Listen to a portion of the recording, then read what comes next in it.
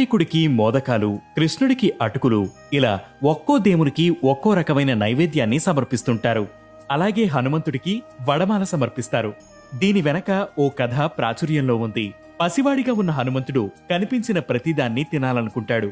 ఎర్రగా కనిపిస్తున్న సూర్యుణ్ణి చూసి పండుగ భ్రమపడి దాన్ని అందుకోవాలని వేగంగా వెళుతుంటాడు. మరోవైపు గ్రహణకాలం సమీపిస్తుండటంతో రాహువు కూడా సూర్యుడికి అడ్డంగా వస్తుంటాడు. దాంతో తన దారికడ్డొచ్చిన హనుమంతుడు రాహువును అడ్డుకుంటాడు. రాహువుకి జరిగిన అవమానం తెలుసుకున్న ఇంద్రుడు తన ఆయుధాన్ని సంధిస్తాడు. అది ఆంజనేయుని దవడకు తగులుతుంది. తన పుత్రుడికి గాయం కావడంతో వాయుదేవుడు ఆగ్రహించి సమస్త లోకాల్లో పవనాలు వీచడాన్ని ఆపేస్తాడు.